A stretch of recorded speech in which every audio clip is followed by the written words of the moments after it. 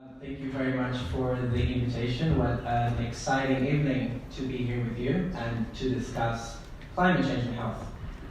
We have a very exciting panel with us tonight, and we are here to discuss climate change and health and understanding what are the interactions, what are the common conversations in this theme that are potentially part of your already knowledge, but a few things that we might bring up and potentially seek the interest for you if you're not already active in this field to go back to your careers, to your research, and to your practices, and actually get active in this field. The panel here is composed of colleagues who have experience in education, in policy, in practice, and we do hope that you also join us in the end with your questions, your ideas, and your reactions to what's been presented tonight. So without further ado, we're going to start the panel with Dr. Isobel Braithwaite. She's a public health registrar and junior doctor, advocating for climate change and health for a long time now. She was part of the Healthy Planet UK, and later on moved on to the international arena. And she's here tonight to discuss climate change and her experience and perspective on how climate and health are pretty closely connected. Isabel, over to you. Thanks, Diogo. So yeah, my name's Isabel, and it's nice actually to be back in Cambridge. I did my preclinical medical training here, so it kind of feels quite good to be back. And I think also it's the place where I first made any connections between climate change and health, and that was through medicine, which has since become Students for Global Health. So that's kind of also quite a nice link with the society. I just wanted to kind of start really in terms of talking about how I first got involved in that space, and that was through an email coming to my inbox just before the Easter holiday of my first year here at Cambridge, and it said, do you want to get involved in a student-led project on climate change, health and NHS sustainability? And I'd spent some time during a kind of gap year before uni in India, and had, to be honest, kind of been just blown away by the heat. And I remember thinking, wow, if this gets much hotter, how are these people in kind of huts with corrugated iron roofs, how are they going to cope with that? Because it's so extremely hot at the moment that I can't cope. And that's kind of very basic kind of thought process. I think must have been there and then been a bit kind of reawakened when I got this email through and was sort of intrigued to find out a bit more about how climate change might actually be linked to human health, not just the kind of polar bears and ice caps that we tend to hear about in the news when climate change comes up. And so I went on this sort of weekend training course that was run by a med student down in London who was, I think, a fifth year at the time, and got to learn all of this stuff about how climate change not just is sort of a risk to health through things like extreme heat, through floods and wildfires and extreme weather events, but in much, much more kind of insidious, indirect ways through the possible impacts on our economies, on our ecosystems and the food that we rely on, and possibly also on kind of migration and conflict. So thinking kind of longer term, and particularly thinking about people who are already vulnerable for lots of other reasons around poverty and discrimination and inequity, suddenly you start to think actually this could be like a really damaging force that interacts with all of these other things and increases the risk of food insecurity and conflict and migration. And I remember kind of seeing this. Do you mind showing the first slide? Seeing these two slides. This one's slightly updated from what it would have been then, but they were from the Lancet commission that was in 2008-9, of where the world's carbon dioxide or greenhouse gases were produced. And obviously you can see that's really skewed towards the rich world. And then if you show the next one, there's an issue with the slide. Can you just come out with the PowerPoint and just show it? Yeah, on that. Yeah, so you can see that where the mortality from climate change, that was sort of based on WHO data at that time, where that is, it's just completely the opposite parts of the globe.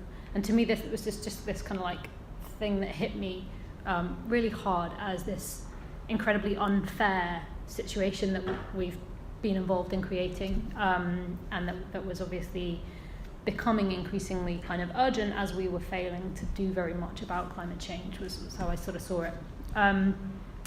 So kind of after that, I knew this was something I wanted to try and get more involved in. I didn't really know how. At the time, I was a first year, so I couldn't really necessarily, I think I found it quite hard to go and see how I could make a difference in the NHS, to make the NHS more sustainable, because I'd barely been in the NHS. And so I sort of started focusing quite a bit on education and trying to get this stuff into medical curricula. And I was working with a network of people around the country, looking at what was being done and collating some of that information and trying to develop some kind of teaching resources. And actually, I think worked with James, who was also Cambridge-based, and Steve Gillam at the public health team. And James just reminded me this evening, helped out with a session that was for students a few years ahead of me. So just sort of ended up getting more involved in the education side of things, and through that kind of went on this quite long learning curve around all of these different areas that I just thought were both fascinating and really, really worrying, but all these kind of interconnections between our food systems and so on, that I guess drew me into the space. That probably led to me wanting to do the Masters in Public Health, and developing more of an interest in kind of public health more widely, and very much sort of made it clear to me that climate change isn't something that you can just tackle in isolation. It needs to be dealt with in its complexity and sort of with a really strong mind to how it interacts with things like poverty and inequalities. So then I did the public health masters with a focus on kind of environment and health, between preclinical and clinical school, and during that time I got involved in Healthy Planet UK, which was not massively active in a lot of med schools at the time, or in a lot of universities at the time, and was kind of asked, would you be up for taking on the coordinator role? I need to do my finals for the person that was doing it at the time. I really need to hand this over, and no one else was kind of in a position to. So I took that on, feeling slightly daunted that this was this kind of network I really believed in, but maybe wasn't sure if I could kind of make it work. And over a couple of years, sort of mainly after I finished the Masters and had a little bit more time, tried to kind of focus on establishing that, just starting small with a group in UCL, and thought that one way to make it a lot more tangible and kind of something practical for people to do was to try and set up a schools project. So getting students to learn about different links between climate change and health, how it relates to food or air pollution, children's journeys to school, and get students going into schools and teaching, so they're actually doing something, and learning how to teach in the process, learning more about the topics.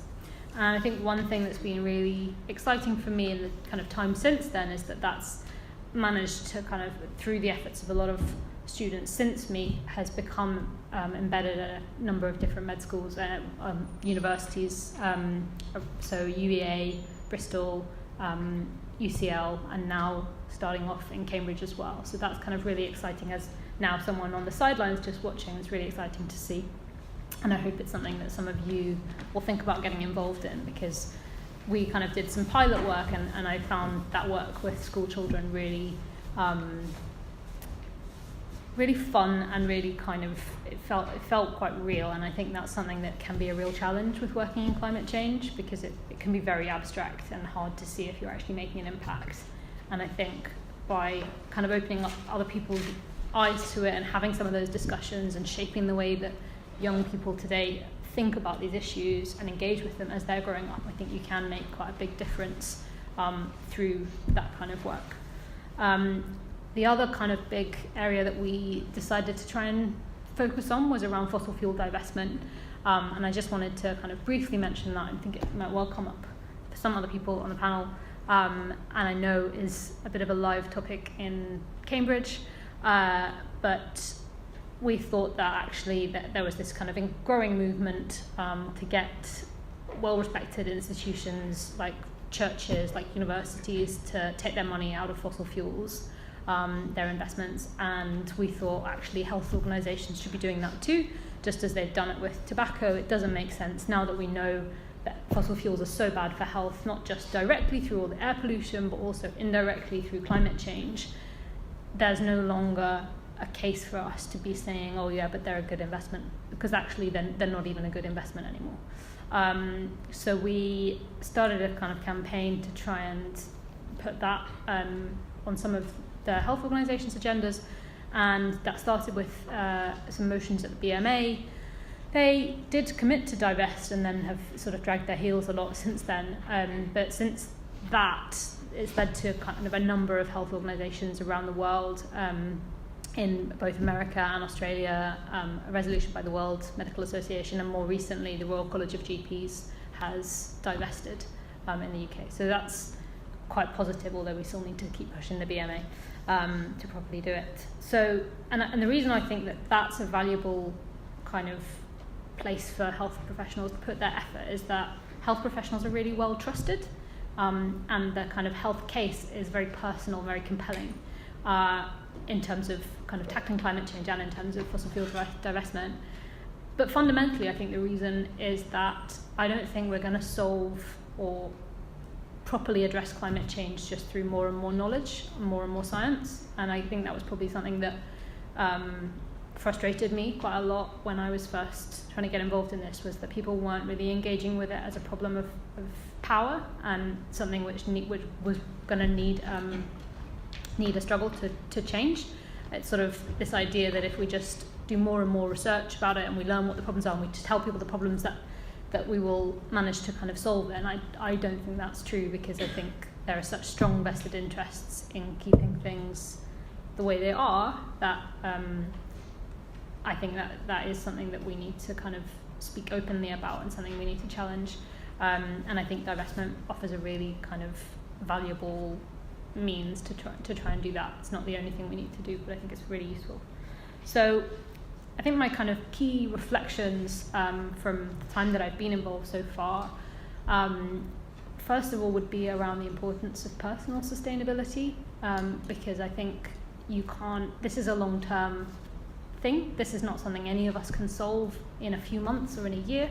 This is something that if we really want to make a difference to, we have to commit to kind of keeping on going, and continually addressing it in whatever field we're working in whatever way we can, using the skills that we have. It's not something that you have to be doing climate change and health, but you can probably bring it into an awful lot of other things that you're doing. But it's a very kind of difficult area, I think, because of its kind of fairly existential nature. And I think I've seen that take quite a toll on a lot of people that I've worked with, like as volunteers, or just kind of more generally in the field. And there's a tendency to kind of want to throw yourself into it 100%, but actually you have to like make sure that you can keep going. Yeah, it's a bit like medicine, but there's that risk of burnout. So that's the one thing. The kind of second is about the need to tackle it with all of its connections to other things, because it's not an isolated challenge. And so I think, Brexit provides us quite a good example of that, where sort of a failure to address inequality and rising austerity is probably going to make it much harder for us to kind of have climate change firmly at the top of the agenda, because we might have more so-called pressing kind of issues, and I think that's an example. Probably some of the Trump stuff is the same, of why we need to tackle them together. And finally, I think the importance of the local. So I think you don't always have to be trying to kind of deal with the whole global picture. You don't have to deal with climate change, but you could potentially focus on cycle lanes in your local area, or like talking to your councillors about something that's some specific issue. And I think there's a lot to be said for that, even if it's maybe less glamorous. And I think that's one of the reasons I kind of have gone into public health, is to try and actually work on it at that local level and see what change I can make at that level. So that's all. And there's just a picture I wanted to leave you with. So there's some student campaigns and the Healthy Planet group up at the next one. So yeah, that's why I think it's a really kind of really straightforward thing to tell people sort of we don't just need to be doing this for the climate, but actually there's all these other reasons, and health is a key one amongst them. Thank you very much, Isabel. Very interesting presentation, and I'm not surprised at all that we are already recognizing the challenges we have nowadays, particularly with the political situations and Brexit and new leaders in big countries, and even in small countries, and what that could be and what that could mean actually for climate action and climate commitments. We're going to move now to Dr. James Smith, who is an Assistant Director of Public Health Teaching at the University of Cambridge and a local GP. He previously worked with the Public Health England and he set up the Sustainability Programme Board and was part of the first ever delegation of the UK to the Global Climate and Health Conference at the World Health Organization. Dr. Smith worked at all levels of NHS and government, locally, regionally, nationally, and internationally on climate change and health. And he continues to be active in this field, including with the organization of the Cambridge Climate Lecture Series, the Carbon Neutral Cambridge, and Fossil Free Cambridgeshire. So over to you, Dr. Thank you. Thanks. Can everyone hear me? It was really interesting listening to Izzy talk, because I reckon my involvement in climate and health has been roughly on the same time scale, just a few years later in my medical career. And Izzy's saying it was the injustice of it all that got her going. It was really made me feel a little bit bad, because for me it was just the size of the problem. I was just like, what's the biggest problem I can find? I started public health, and they say, can you see the bigger picture? And I was like, yes, give me a global problem. Let's get involved in that. So, I started it, like many other people, with my master's, and did some work on meat consumption and the carbon saving of that. And then the good thing about public health training around here is you can sort of start to tailor your work to what you're interested in. So I ended up working for the Sustainable Development Unit for the NHS. I did some work with CEDA, the Centre for Diet and Physical Activity Research at Addenbrooke's. And then I went and worked for what was the Health Protection Agency and became Public Health England, and really spent more than a year basically running around behind the scenes trying to get people interested in climate change, linking up people doing anything to do with that. So rather than go into that sort of career path in more detail on what I've done, I thought I'd just try and pick out a few sort of key lessons that I feel like I've learned over that time period. And the first one is something that Izzy picked up, which is the power of framing climate change as a health problem. I think all too often it's seen as this niche environmental problem, and less so nowadays, but typically it has been. And there is such a powerful argument for it that it's a health problem. And I was interested, again, over this time period of the last 10 years, of seeing the first Lancet Commission framing it about health impacts and climate threat to health. And then the second Lancet Commission came along in 2015, and they'd flipped it around and said this could be the greatest opportunity for improving global health, or health globally over this century. And that, if you're involved in this, it's obvious that there are these links, but if you haven't done much on it before, you need to stop and think it's not just transport, it's how we make our energy, it's the power stations, and it's the food and things like that Izzy mentioned. And it's also the health service. The health service has a significant environmental impact and potential opportunities for restructuring how the health service works.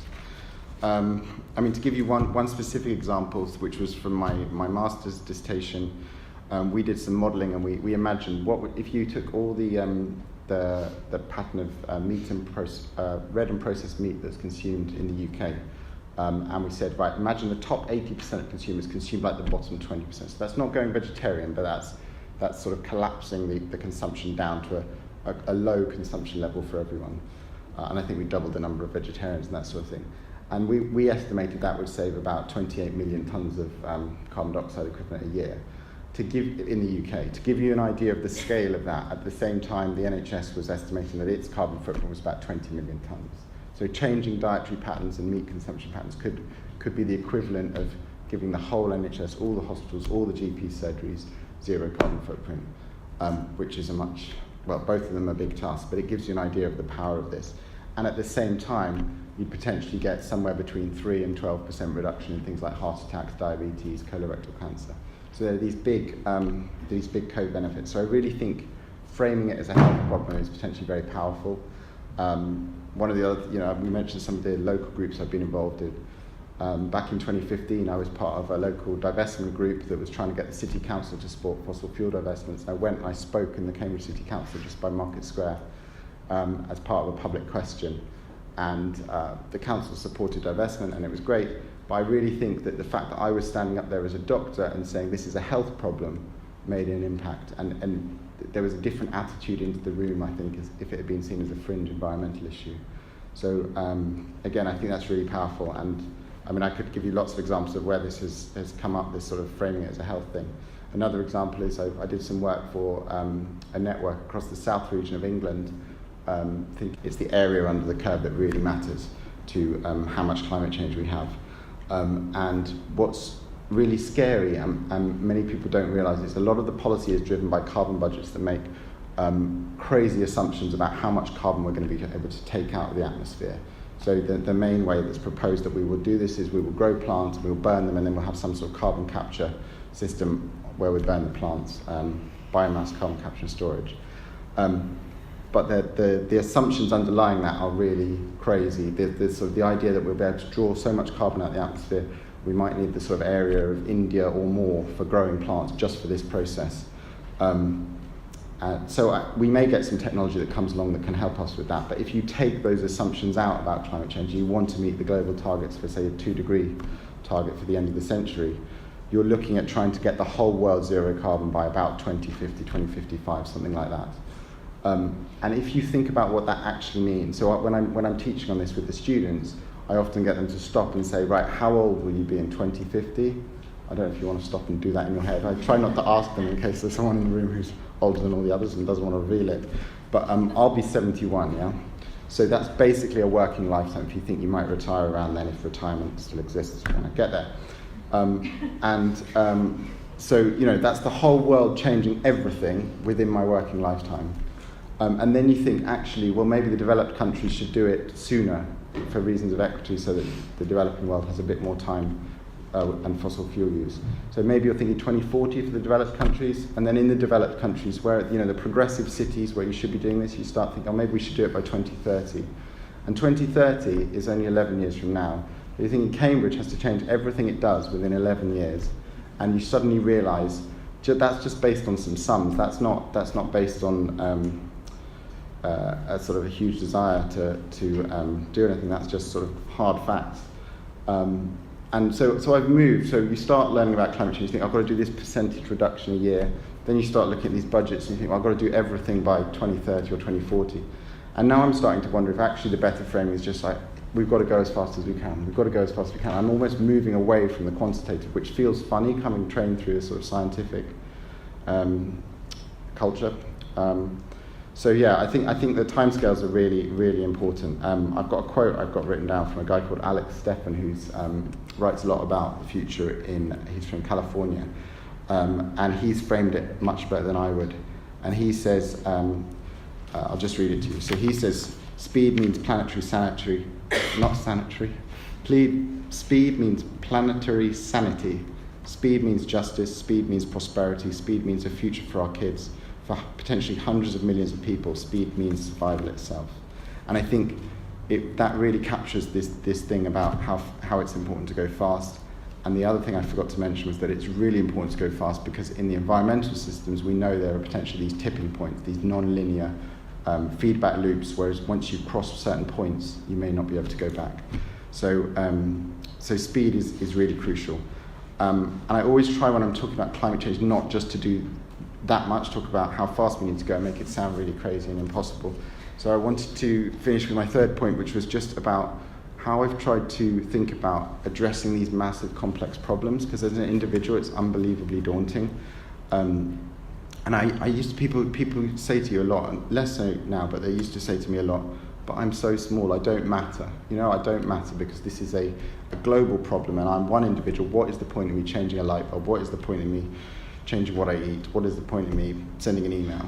And I used to say to them, after a while I started saying to them, yes, but everyone in the world can make that argument for not doing this. Even, large countries, something like China's carbon footprint compared to the rest of the world's carbon footprint is not as big. So it's obviously more significant than individuals, but it's still, you can say, what's the point of me acting alone? And that's just a destructive argument that ends with bad things happening. So in terms of how we think about complex problems, I think my attitude's really changed, and you've got to stop thinking it as a mechanical problem where there's going to be one solution and one person can solve it, and you start thinking, well, how can I help? How can I be a catalyst? So it's sort of reframing this as something that's going to have a multitude of actions, a multitude of different potential solutions, and trying to think about what can you do. And I think when you're thinking about what you can do, it's really useful to think about a spectrum of things, from the personal to the sort of political, with all the professional stuff or whatever you work in, or the social stuff in between. I got into reading about complex issues, and one of the things that I'm interested in doing is thinking about what people said about how you change complex systems. There was some work by someone called Donella Meadows about hierarchy of action to change complex systems, where things like structural elements, how you might change a bit of the system, are at the bottom, but at the top of the hierarchy are things like changing how the problem is conceptualized, the paradigm about the problem. And somewhere in between is also thinking about feedback loops in the system. And I found that useful because I think that's what we're trying to do a lot. Anyone who's involved in sort of climate campaigning or climate action, so trying to change how people think about it, thinking about it as an issue of speed, thinking about it as an issue of health, and also thinking about it as a personal issue. So it's something that will affect everyone, and that everyone around here has a high carbon footprint, and that we can all do something about. And I think the personal actions to try to address that really help with that sort of consistency. So yes, my own personal carbon footprint is relatively small compared to the global one, but the fact that I'm doing stuff and I'm telling people about it, not because I want to get credit for it, but because I realise that by talking with other people about it, it might help them change, and so we can be more successful. So I think everyone can make a difference on this. I don't think there's any right answers, and if we can get the framing right about urgency and human well-being, then we might be able to make some good progress on it.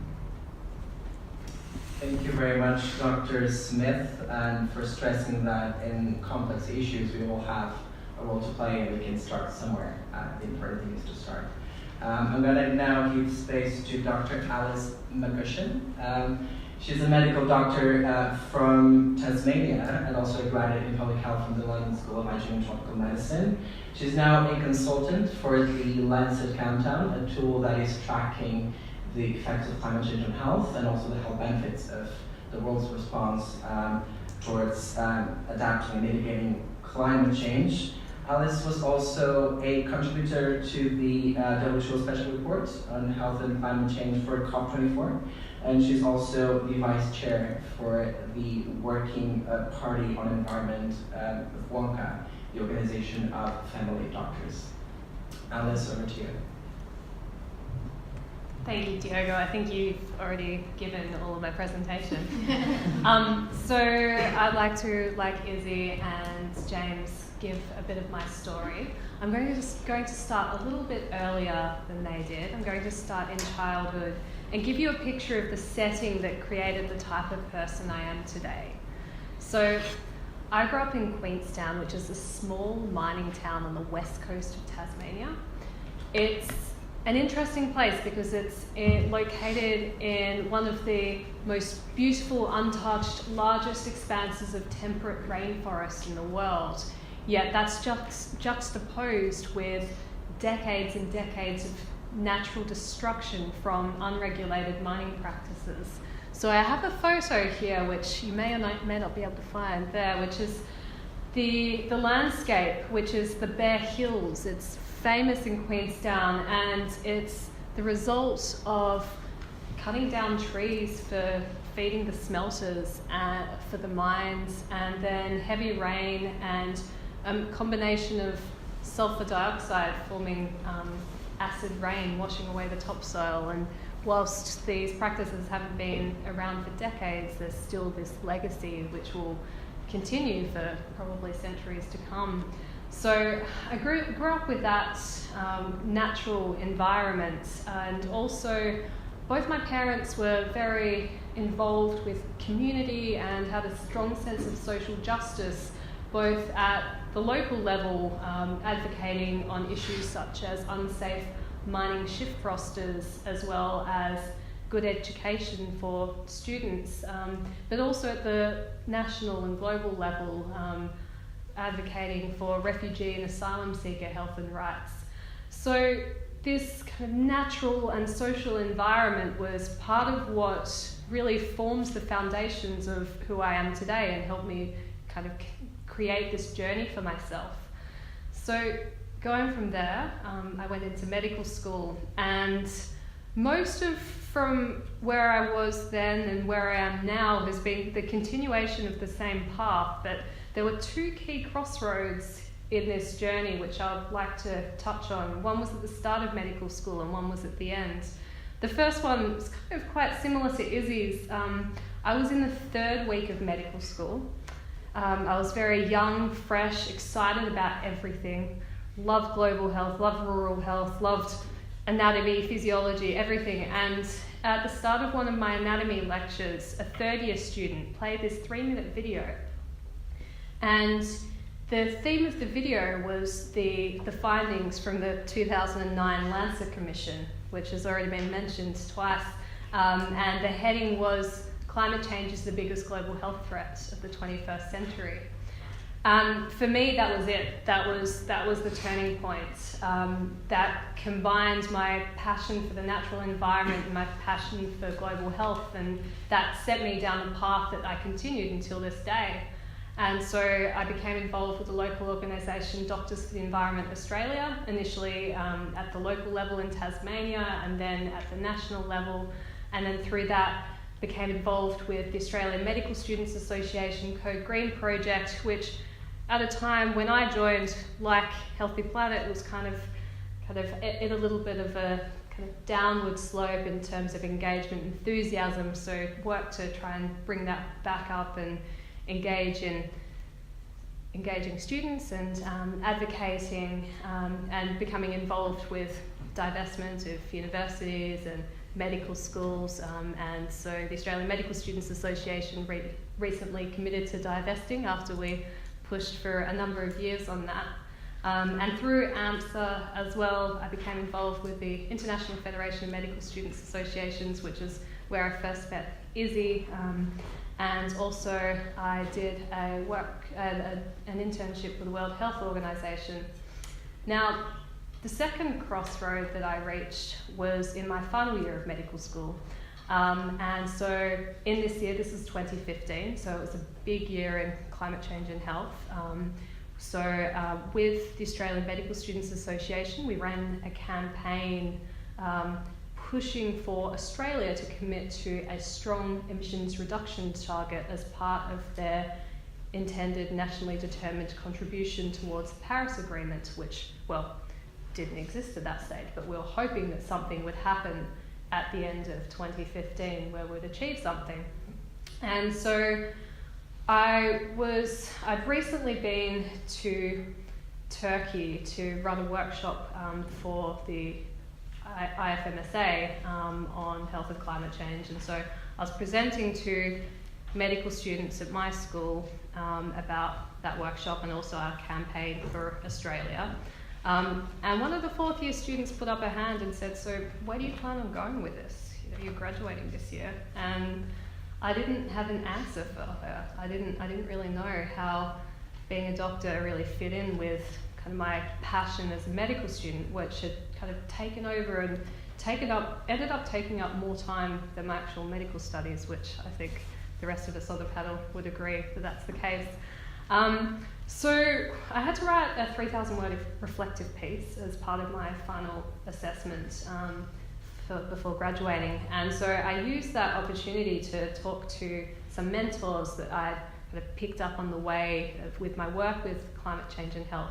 Asked them about how they had gone down their paths, what decisions they'd made. And with the conclusion to that, I still didn't know what I wanted to do, but I had made the decision I was going to do a master's in public health. Probably going to do it in Europe, maybe at London School of Hygiene and Tropical Medicine. And this is just following the second Lancet Commission on Health and Climate Change in 2015, and they just announced as one of their recommendations that they were going to set up a new tracking, like a new database of tracking progress on health and climate change up until 2030, a new independent source. And at this stage, I thought it would be the Lancet Commission countdown. And so in my conclusion of this reflective piece, I said, well, probably do a master's, maybe in Europe, and then maybe find out what's going on with this Lancet Commission countdown. And then, so I finished medical school. I worked as a junior doctor for a little bit, continued my involvement with Doctors for the Environment Australia, and also became involved with the World Organisation of Family Doctors. And then I moved to London and I did the Masters in Public Health and also in the environmental stream. And then once I finished, as Diogo mentioned, I became a consultant with the Lancet Countdown on Health and Climate Change, and also for the World Health Organization. And so that brings me up to the now. And so I guess the two greatest challenges I see, and James has touched on this a little bit, is firstly, in terms of health and climate change, we're not doing enough. We're not doing enough mitigation, adaptation, or supporting countries who are experiencing loss and damage. We're already seeing huge impacts with only warming of 1 degree above pre-industrial times. With the IPCC special report on warming of 1.5, they've reported that even with 1.5 degrees, the impacts are going to be enormous, and even bigger with 2 degrees. And we're currently on track for 3 degrees of warming by 2100. The second challenge I see is that we need to mobilise the health voice. Firstly, with the exception of a small group of people, and obviously the people in this room, the greater health community is not engaged in climate change. And so we really need to raise the issue of climate change within the health community. And vice versa, we need to the climate change people aren't engaged in health. And so we need to raise the awareness of health in the climate change space. So why is that important, of raising health in climate change? Firstly, I feel like it would increase motivation to actually do something about it, to actually deal with the problem, because we can see it as it actually threatening ourselves and our livelihoods and our health. Secondly, we can optimise the co-benefits of climate change mitigation policies, which have already been discussed. And thirdly, we need to work out exactly what the impacts are going to be that we can't prevent through mitigation. We need to prepare our health services and other services to adapt to those to reduce the exposure. So the Lancet Countdown, who I'm working with now, are working to address these challenges. So they publish annually in the Lancet, which is working to engage the health community because it's a very respected journal, reporting on both the impacts we're seeing, the adaptation required, the delay in response, and also the opportunities for health co-benefits, for increased engagement, and shifting trends in what action we're actually doing, such as the increase in renewable energy uptake. So I'll finish there. Fantastic, Dr. Alice McGushin. If you haven't read the Lancet Countdown report, I highly recommend. It's a definite must-go if you are interested, not only in terms of what the latest evidence is in the connections, but also what is it that countries are actually doing, and you can actually see and track progress and hopefully see some differences in the next few years. I'm very happy now to introduce Rashmi Venkatraman, a public health professional with experience in both primary care but also international public health. Rashmi has a very interesting experience with an Antarctic expedition. She'll explore that in a little bit. But she also does have a particular interest on the effects of climate change in women's health. Rashmi, over to you.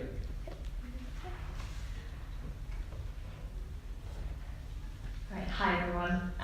Well done, Diogo, on pronouncing my name. We practiced earlier. All right, I want you guys to stay with me. That's a big title up there. Gender equity in global health leadership for climate action. Normally those three things kind of exist separately. You don't think they come together much.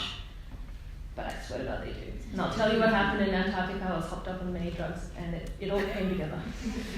Next one. Alright, so this is what I'll be talking about. So we know that climate change will have drastic and serious implications for the global health sector. As my fellow panelists have already spoken about, it's not looking great. Second part, we know that climate change will disproportionately affect women. We know that. That's, all these things are not really up for discussion anymore. We know this. It's done. The third thing is inclusive and empathetic leadership is still a new concept, and it's very much needed now. And again, I think a few of us touched on how leadership is in dire straits. So myself, I'm a public health professional, so I did not go down the route of medicine. I did my biomedical science degree, and then I went on to do public health, and somehow ended up in this grey space where I work, or maybe call it multicolored space, where I work with doctors, academics, researchers of all different levels, healthcare workers and health professionals at all differing levels of the health system, and directly to people as well, with patients, because how we experience the health system is important too, as people. And I design programs and projects to be implemented by using other people's skills for it to come together. So I went to Antarctica in an attempt to address all of those above things with 80 other women from around the world who wanted to also advocate for climate action. Right, so some facts for you. The panel have already talked about climate and health and given you guys an overview and the global health sector and how slowly it's starting to get more and more recognized. So put your hands up. Do you guys know what the Sustainable Development Goals are? Everybody's clear on that, yeah? Okay, so we have 17 of those goals. So Sustainable Development Goals, just as a quick overview in case you didn't put your hand up. There's 17 goals that were built on the successes of the Millennium Development Goals. But they included all these new areas like climate change. But there's that one thing. When you talk about health, we know about the Sustainable Development Goals. We also have something that Alice mentioned earlier about the NDCs. So these are called nationally determined contributions. So the 196 signatories to the Paris Agreement are also required to submit NDCs that reflect each country's level of ambitions to reduce emissions, adapt to the climate impacts, taking into account the circumstances and capabilities of their own countries. And primarily, what that means for the governments, it shows the people of that country the specific steps that they're going to take to tackle climate change. So we need to know in this space where these two sets of things intersect. Diogo, would you mind going to the website? So this tool was developed by the German Development Institute and the Stockholm Environmental Institute. And so if you go to the pie chart up the top right there, it shows you globally where we intersect. Are these sets of reports on the nationally determined contributions taking into account global health needs and vice versa? They state them at the top level, but how much do they actually take into account the steps? So apparently it's only about 3% of an overlap. So that's not looking great. And this tool is really fun to play with and might make you a little bit sad, but I do suggest you go over there and have a look because they also have different countries and specifically what your country is doing in regards to this issue. 64 out of 190 that were analysed. Out of 196, 6 of them still haven't actually submitted their NDCs yet, so we're waiting on that. But 64 mention health. But most of these 27 countries actually talk about just adaptation. 12 of them talk about mitigation. That's not a lot. And capacity building, only 5. So 15 of them refer to the role of women as important decision makers. Only 15 countries. 6 of them refer to women as agents or drivers of change. It's looking positive, guys.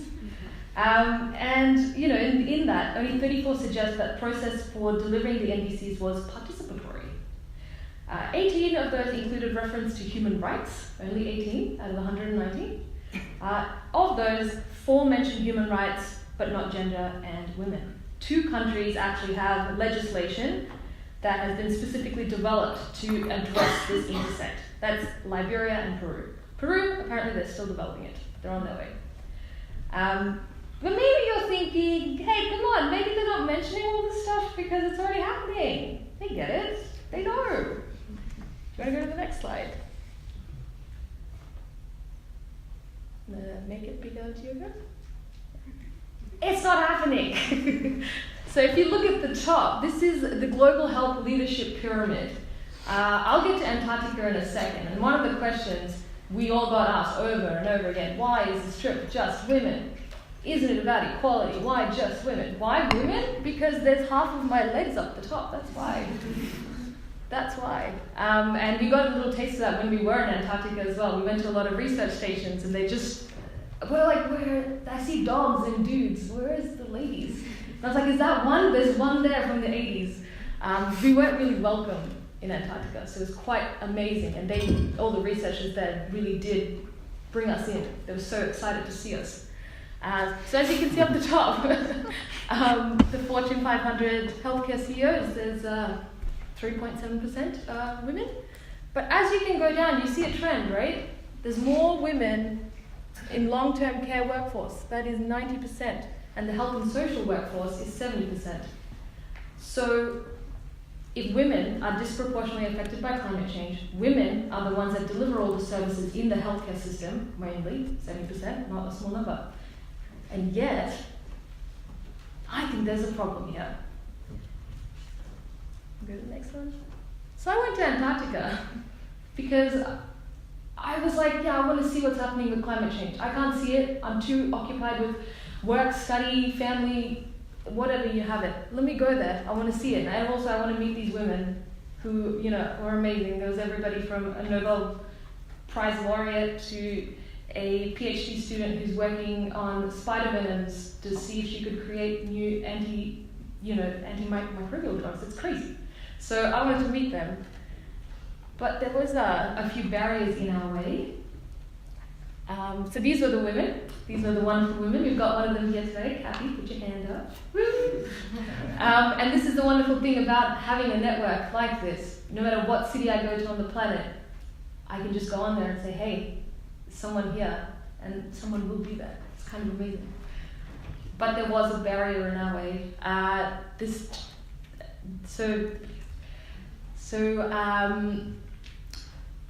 We needed to get through, what is it? Why aren't more people going to Antarctica? I thought about it. Why is it such a unique space? And then I worked out really quickly that this was the reason. We had to cross this situation, which thankfully we didn't get to. The recent group that came back, they got this. That's 12-meter waves.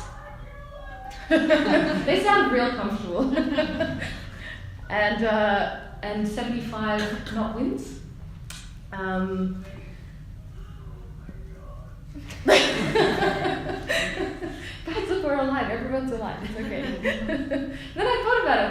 Wow, we got the brightest minds around the world and put them on a ship, and how are we doing this again?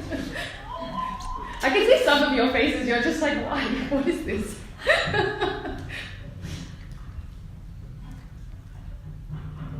So you can see why there was this video was taken by Leslie Shepard. So now my group didn't get it too bad. We did get stuck in the next. Maybe we'll stop that. I can see you guys feeling a bit nauseous. We did get stuck in this. So we woke up one day completely surrounded by sea ice. And we were out there for 21 days, not in the sea ice, but just in Antarctica. We moved a kilometer in about 3 hours. It wasn't exactly, if you're claustrophobic, I don't recommend this. But you know what? All 80 women, we had very little in common with each other. When you're that isolated with no work to think about, no chores, no family, none of your regular friends or your colleagues, no partners, no Wi-Fi, you start to think a lot and you start to talk. You plant seeds in each other's brains that actually might start growing into real ideas. And we took the time to indulge each other's ambition. None of this imposter syndrome, we just had to suck it up, because what else are you going to do? There's nowhere you can go. Because there was no escaping what was happening around us, to our planet, to our home, to women, because we were all women. It was equal parts devastating and inspiring. And along with the heavy drugs we were all on, that's quite a cocktail. We learned to get on with it though, and not let fear paralyze us. Not to let your imposter syndrome win. To be honest with you, with yourself and to others, what you're good at, what you're great at, what you're not so good at, what you need to learn, and then take steps, write down the steps of what you need to do to get there and keep pushing forward. We learned that you do not and cannot work alone. That's the thing. In our idea right now, the way we see leadership is this, we have an image when I say leadership. Everybody gets a person in their head. And most of the time, this is not what that person looks like. We don't always look at somebody and go, oh, they are qualified, they know what they're doing. Let them take the lead. And I'll admit that they're better than me at this, and I'll follow. And when I'm good at something, let me take the lead, and you follow. We don't tend to do that often, and that's the most important thing. And it starts right here. It starts at university. It starts at school, and we don't do that there. What makes you think if we don't do it in our daily lives, we're going to start doing it at work and then in senior leadership? We all started somewhere, right? That's what we learned though. We learned to let each other take turns. And for me personally, it showed me that there was room for more than half of a woman up the top. It also started to see myself and how another person could intersect. And I suggest you guys do the same in your regular days, through conversation, through constructive, effective conversation with another person who you don't think you have anything in common with, because your circle can always grow. So for me, I thought, okay, well, this person is doing something else in climate change or some other part of science. Where do I intersect? And, Diego, can you go to the next one? Yeah. That's still more ice. There's a seal in there somewhere. That was a little ship we were on. It doesn't look like it's steady, but it became quite a nice home for a while. And I bought a lot. And truly, this is what it came down to. Health and jobs, that's it. When you really narrow it down, that's what anyone cares about, I promise you. I did a lot of thinking about this. And why do you work? Because you want to live longer, because you want to have some kind of purpose. Your social well-being matters because of your work, your emotional well-being matters, your physical well-being matters. What's all that? That's health. That's just social determinants of health. No matter what and who you are and why you do something, it's so you can live longer, you and your families can live longer and happier, and you can thrive, and your communities can live longer and thrive. That's why we do things. I truly believe that.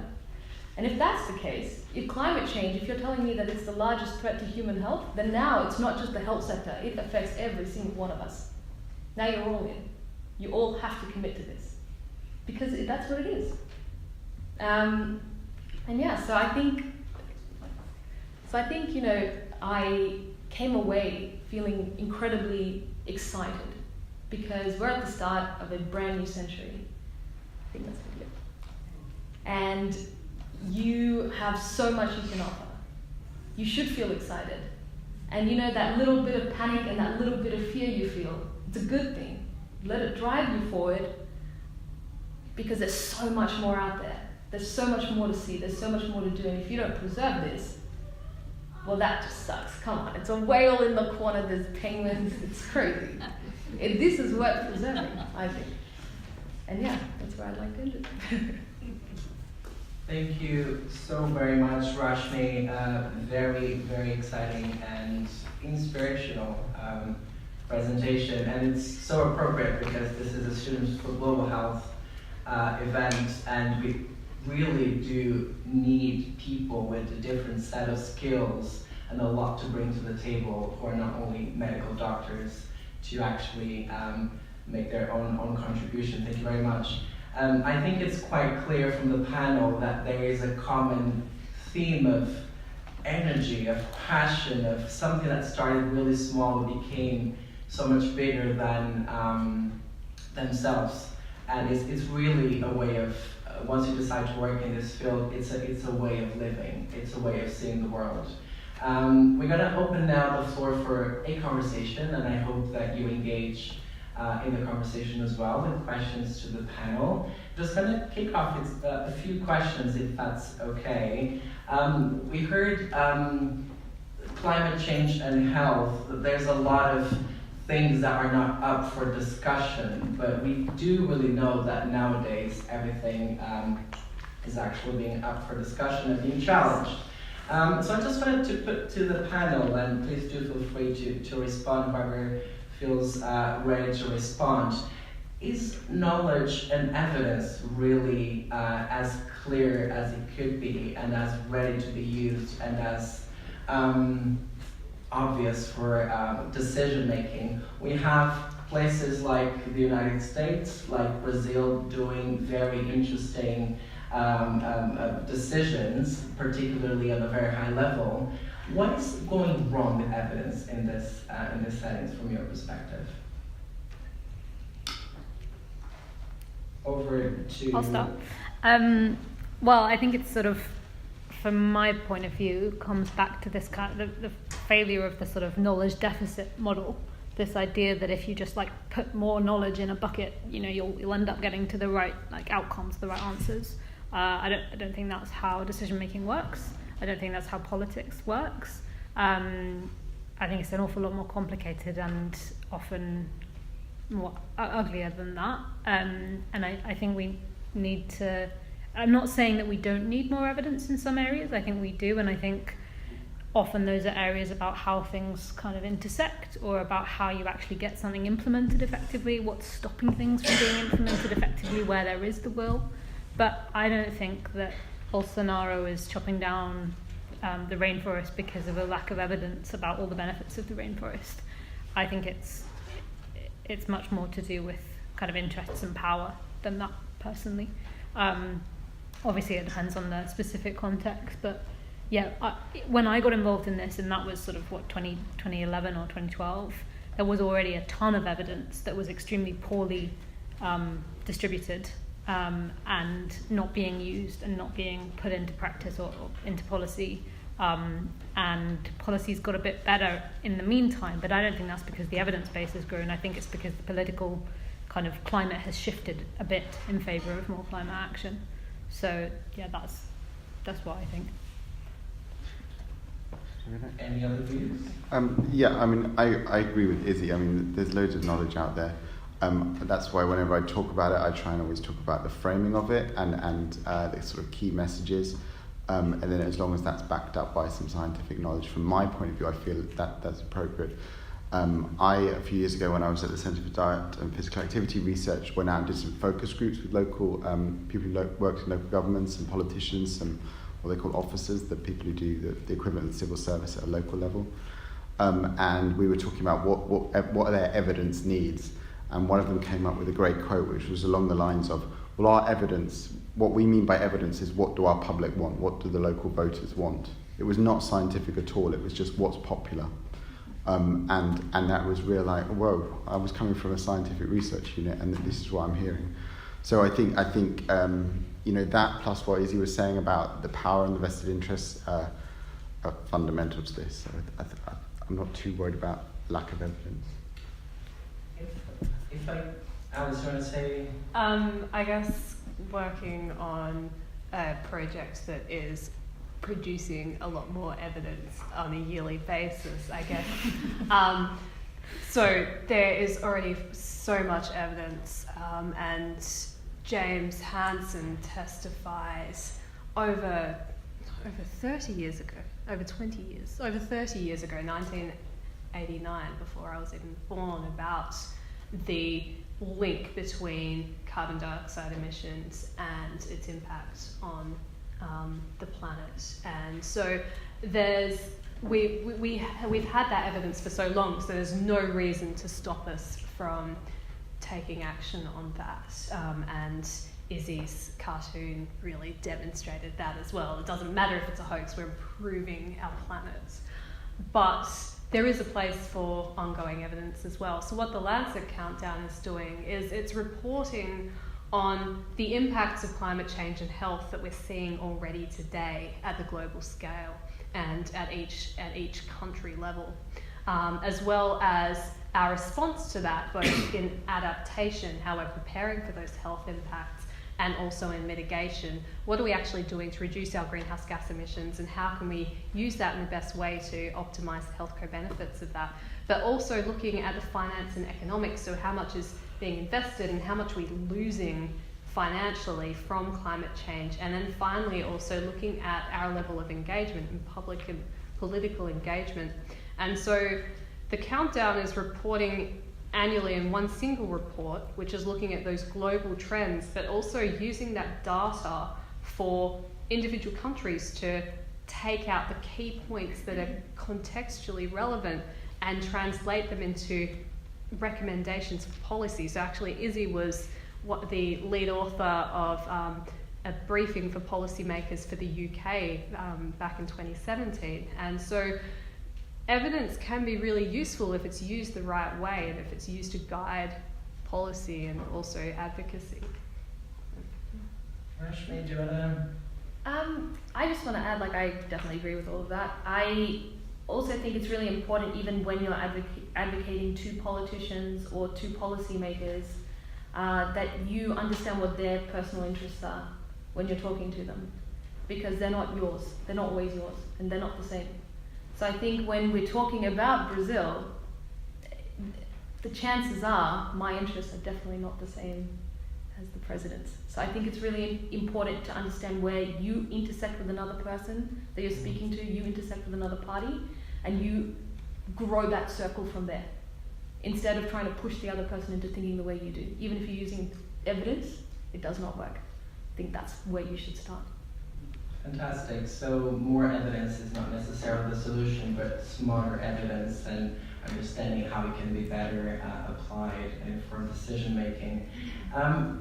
James, you were mentioning framing and how powerful the health framing could be in the climate change space. Can you elaborate a little bit more? Because you're also sharing your experience in being in a room where you were a health professional and trying to make that case. Can you please share more a little bit about what came out of that meeting, and what do you think that, for example, could have been completely different if you were not there, and potentially how others can do the same? Because I imagine the language is quite different, is one of the challenges. Yeah, I mean, I think it's you may be able to find politicians who don't care about the well-being of their voters and the people they're meant to represent, but most of them won't admit it publicly. On the face of it, most of them will say, health and well-being is something that's if your local sort of constituents are coming to you saying, I'm concerned about this because I don't want my child to get awful lungs because they're breathing the air that's coming out of the back of the buses or the cars or whatever. From the audience, and please get your questions ready. Rashmi, a little bit about the disproportionate effect of climate change on women. Mm-hmm. How do you think that we can turn that around a little bit in thinking about women being part of the solution? Do you have any thoughts on that? Oh, I have so many thoughts. No, I started my career working at Marie Stopes International. I'm pretty sure you guys would be familiar with who they are. So they are very similar to what Planned Parenthood do. So they have a lot of clinics around the UK and Australia that turn a profit, and that contributes to their international programs. So they work in over 37 different countries around the world. From my experience there, I learned a few things about how, without climate change, women's health is already disproportionately delivered globally. And that's not, I'm not just talking about, low-income countries. I'm talking about right here. You see it everywhere. I mean, you guys know what the pink tax is, right? You guys know what that is? Ish? Yeah? So basically, you think about hygiene products. That also, we pay so much tax on that. That's crazy. This is a thing that every woman goes through. You would think it's a given. Why are we paying so much on it already? As if it's an indulgence. It's not an indulgence, it's health. And that's the difference. And I think the language needs to change, leadership needs to change, service delivery needs to change. And all these different aspects, all these problems that we already have will get exacerbated by climate change inadvertently. Think about the example I like to use a lot is when there is a extreme weather event. You know, when there is a huge tsunami or a heat wave, whatever, this huge weather event. You think about what happens to women's hygiene. That's what gets me every time. Like, I think about when I travel from one city to another, it's the first thing I look at.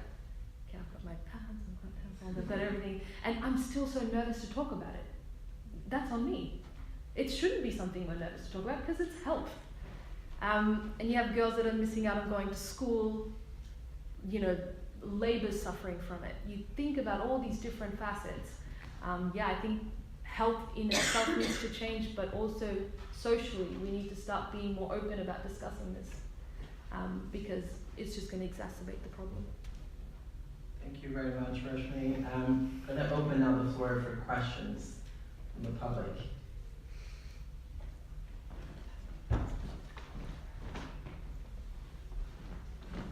We have one question there in the back. If you do have more questions, please do raise your hand. Hi, thank you for taking the time to be here. My question was about kind of what you think of the planning of, as climate change increases, the spread of tropical diseases and mosquitoes as vectors for diseases will increase, and what you think about people's preparedness and planning for that to happen, and how you think we can best tackle that. And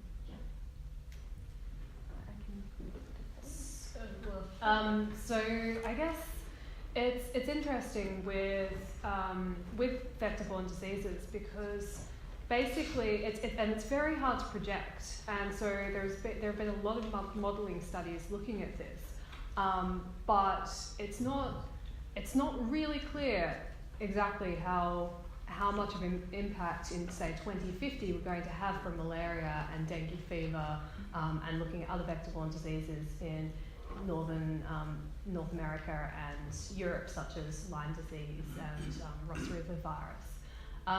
Because the reason is because whilst the geographical distribution of the vectors can change, and the vectoral capacity can change, such as the biting frequency, the speed at which the plasmodium kind of can develop inside the mosquito and be transmitted can change, and the metabolism of the mosquito can change.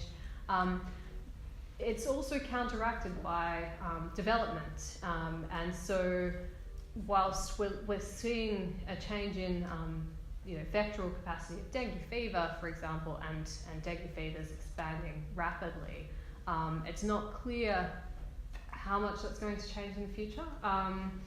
And I guess the most important thing, firstly, obviously mitigation, but is to increase and continue development and eradicating these vector-borne diseases. And so once Europe had malaria and it doesn't anymore, and it's not clear whether it will ever again, and it probably won't, but it's still a possibility if anyone else has anything to add. It's quite a topical one for Cambridge because it used to be so swampy. There used to be malaria here, which I think is quite a nice illustration of the fact that it's never purely about the climatic factors, which is Alice's point. It's also about the human development and the fact that those swamps were drained, and the fact that the ability to control the spread of things comes with human development and the development of health protection systems and so on. So it's about how you strengthen those kind of systems and enable people to have sufficient resources that they can have bed nets and so on, which we should be doing regardless, but obviously will help us in terms of kind of adapting to climate change, and maybe adds extra impetus, even if we're a bit unclear precisely the extent of that increase. I can even add to that, there's a really interesting reference, the Climate Resilient Health Systems Framework from the WHO, in terms of the response that countries need to sort of prepare for in the event of not only extreme weather events, but also more other kinds of events that might come with longer changes, as you were describing, for example, with the vectors. And it was not a long time ago that we were discussing the possibility of southern Italy to actually starting having some cases of malaria, and what does that mean for the health systems? Are even healthcare workers ready to actually start taking care of malaria patients? They should. Are they ready for the number of events that could happen in the future? But that's a good reference that I found quite useful in the past. Usually more targeted for low middle income countries, but we might see that happening here in Europe. I just wanted to quickly add to that. We also need to remember about neglected tropical diseases. So when we think about the big ones like malaria and dengue, because I worked in infectious diseases back in Australia, this is an urban area. We started to see the emergence of something called a Buruli ulcer, which is a neglected tropical disease that you normally see in West and Central African countries and in Papua New Guinea, which, Melbourne is not like any of those places. But we had last year up to 330 cases. It's a flesh-eating bacterium, which people didn't know how to diagnose. Not in pharmacies, not in the hospitals, because they'd never seen it before. So now you've got multi-layers of education for health professionals. How do you diagnose this quickly enough? How do you test it? So pathology is now involved. How do you then treat it? So pharmacy is now involved. So there's heaps of different aspects to look at. But I think definitely neglected tropical diseases is something to keep in mind as well. Fantastic. More questions? We have here one in the front. Thanks very much, you guys are fantastic. So I've got a pretty practical question. So I'm really into this stuff and want to do climate stuff, but I'm going to devote my life to other global health things, which is probably a few other people in the room as well. What's like a couple of things you think people can do who are not going to devote their entire life to this, but want to do what they can?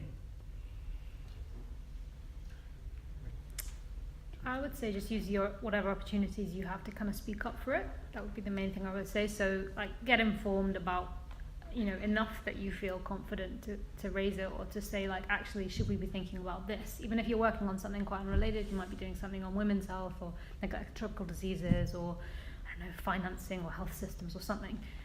There's almost always going to be some kind of link to sustainability or climate change in there. So kind of inform yourself about what those links are and how you can make the case to whoever you're trying to kind of bring on board or shift their opinion, but use the fact that you're going to be in a position of kind of relative authority and influence to actually get other people taking notice of this as something that touches on everything.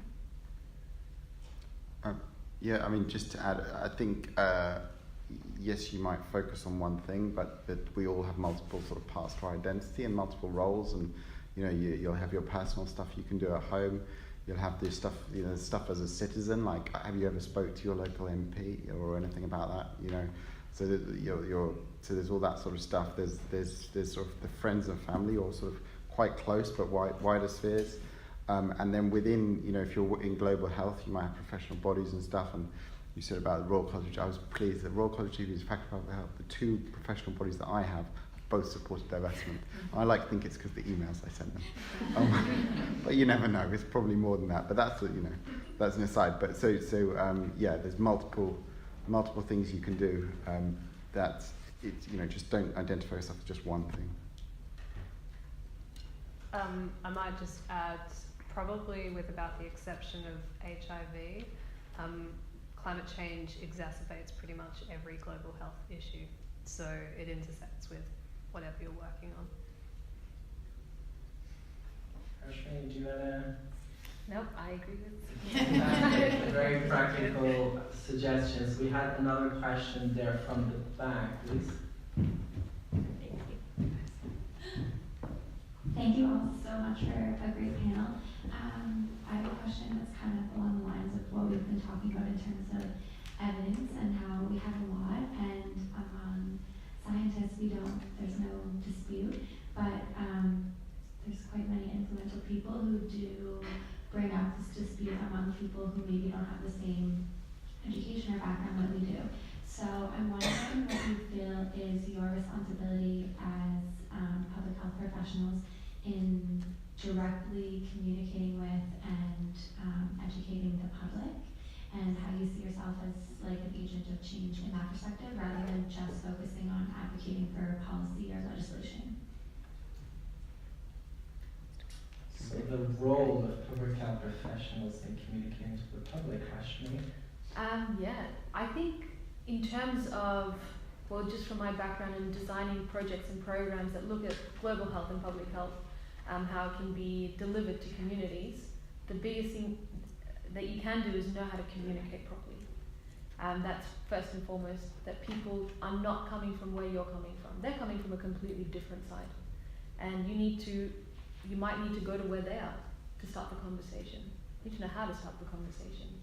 I think in terms of something that happens, whether you are a health professional or whether you're a climate change advocate, for some reason, we've been given this profile of being quite preachy. And that has happened because that's how it was communicated, with this, doom and gloom type sphere. And that's not going to work anymore. Thing is, you need to bring people on board, but go back to how to communicate properly. I mean, in the projects that I was implementing to the public, a lot of it had to do with cancer screening and TB screening projects with migrant and asylum seeker and refugee populations. They are not going to understand what my imperative is for that project to be implemented. I have to go to them and see really what they cared about. So there's this thing called human-centered design. And I don't know if you guys are familiar with that concept. It's thinking about who are you serving? Like, what does that person need? Not what you get out of it, that's fine, that on your own side, but what does that person need that you're trying to implement the service for? Maybe it's childcare. For me, that was what it was. So a lot of people weren't coming and getting the TB services that we wanted to implement because they needed somebody to look after their kid. So we took the services to them. I followed a few families around for a few weeks with their consent, and found that they hung out near the libraries. So you need to put that extra effort in when you're working with patients or when you're working with anybody in your community. You need to go to where they are. I think that's my approach, and it's been working pretty well so far. Thank you, Rashmi. I think I'll take the opportunity to ask you, Isabel. I know that through Healthy Planet UK, you were part of different projects and even campaigns that were targeted at a wider audience. And even James was mentioning before with the Lancet Commissions going from a threat to an opportunity. What's your experience in dealing with that, the positive tone that we're pretty much many times criticized to be very dystopian and very catastrophic in our messaging? What's your experience with that? So I would say that I would kind of really echo what James said about the importance of kind of helping reframe it for people, and the value of health in doing that. And I think there are these kind of two sides of that central message, and the one is sort of the bit that can be a little bit scary or a bit kind of off-putting, which is, we're worried that this is going to affect our health and that it's already starting to affect health, and that kind of has that personal kind of impact, but it can put people off because it seems such a big problem and it seems so kind of overwhelming and negative. And I think that's why it's really, really essential that when you are communicating that, it's paired with sort of the understanding that actually by tackling this, we can create this much, much better place for us all to live. We can reduce the air pollution that's affecting children's breathing and development, and we can have more livable places to be. And I think, that's not necessarily an easy thing to kind of communicate concisely and clearly, and whilst also taking into account kind of where your audience is starting from. But I think it, particularly that kind of focus on solutions and making it very local to where people are, is really key if you want to kind of get them on board, if you want to get them to see, oh, right, okay, I hadn't really made that connection, but actually, yeah, I would really like a cycle lane because, you know, I'd like to cycle, but at the moment if it seems too kind of dangerous and I'm worried about the air pollution, you know, make it real for people, relate it to their lives. And I think the Lancet countdown brief that I was involved in was a really, really kind of clear illustration of the importance of that local relatability for people, because whilst actually the kind of overall the global countdown was very much more about kind of climate change, it, really interestingly, the bit out of that policy brief that got kind of picked up was actually some WHO statistics that had been out for some time but clearly had just like sat on a website for a number of years, and we pulled out the figures on the particulate matter levels in a number of like UK cities. And we said, look, whatever it was, like 48 out of 52 of these cities are all above the WHO's guidelines, and we kind of put them in red, and the okay ones were in black. And that ended up on the front page of the Daily Mail with all of these kind of circles showing the levels in Cardiff and Bristol and wherever else. And you had people like calling up their MP saying, why is the air pollution so bad in our town? I thought it was only London that had terrible air pollution. What are you doing about this? And actually that was, you know, this small part of the brief that we hadn't necessarily thought was going to be a kind of big thing, and it wasn't Lancet countdown data either. But it sort of didn't matter because actually it was something people didn't know was bad where they lived, not just in like the big cities in the UK, and which made it feel kind of local and relevant to them. So that was quite an interesting kind of learning that ended up grabbing journalists' attention and then kind of the public attention. But yeah. Can I add? Yeah. Yeah. So I mean, I over the last few years done quite a lot of this sort of talking about the threats, talking about the negatives, but trying to also bring in these positives about these opportunities for these health co-benefits. But recently, I don't know, like some of you in the room have probably been seeing these videos from Greta Thunberg, who's the Swedish teenager who's running the school strikes. She started the school strikes and it's really taken off. And she does these talks about climate change and very honest and very to the point. And she's framing it differently to how I've been framing it, in terms of saying much more extreme in terms of we need to be reacting like our house is on fire, this is an emergency, but also saying I don't want you to be hopeful, I want you to take action. And I think it's a slight shift from the positive co-benefits to the action. So I mean, I've been doing like Izzy just did, talking about what action, encouraging people to action, but I think it's made me think again about am I being too gentle with people? Am I being too optimistic? Am I being like, this is going to be this great world we create? And actually I need to be a bit more challenging, but still taking people to action, because the hope comes from the action, not from the, it's going to be lovely. So that's the sort of thinking at where I'm at the moment. Thank you very much. I think we have time for a last question from the audience. Here in the front. You could probably.